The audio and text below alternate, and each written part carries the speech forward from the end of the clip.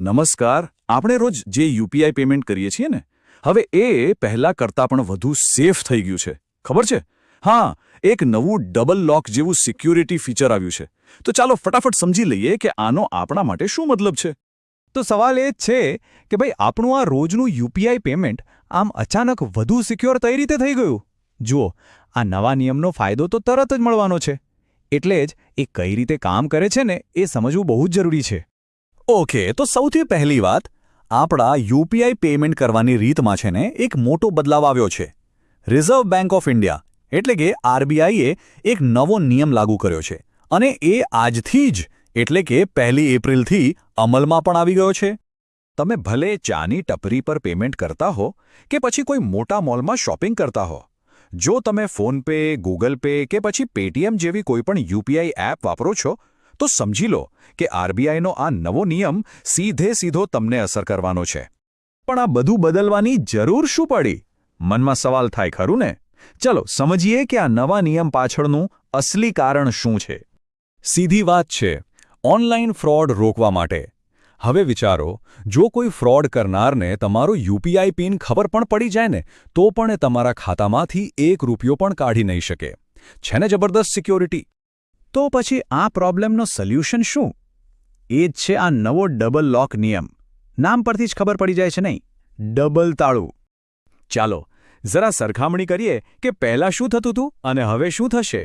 પહેલાં કેવું હતું? આપણે ક્યુઆર કોડ સ્કેન કર્યો, યુપીઆઈ પિન નાખ્યો અને બસ પેમેન્ટ થઈ ગયું. પણ હવે એવું નથી. હવે યુપીઆઈ પિન નાખ્યા પછી એક બીજું સ્ટેપ પણ આવશે અને આ જે એક્સ્ટ્રા સ્ટેપ છે ને, એ જ આપણી સેફટીની ગેરંટી છે. આને ટેકનિકલ ભાષામાં કહેવાય છે 2 ફેક્ટર ઓથેન્ટિકેશન એટલે કે 2FA.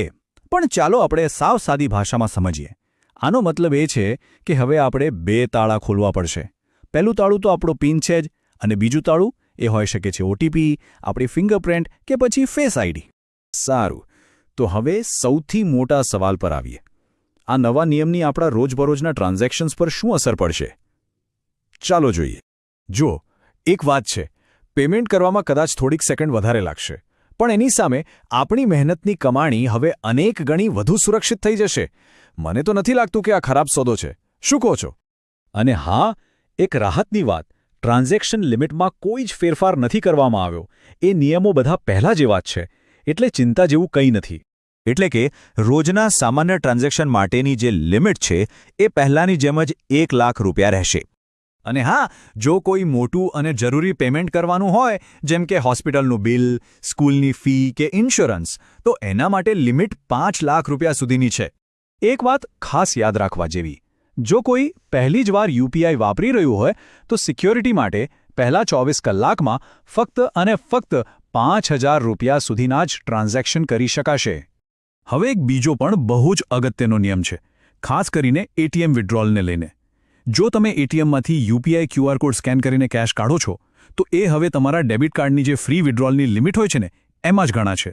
અને જો તમે એ ફ્રી લિમિટ પૂરી કરી દીધી, તો પછી યુપીઆઈથી પૈસા ઉપાડવા પર પણ કાર્ડ જેવો જ ચાર્જ લાગશે. આ ધ્યાનમાં રાખજો.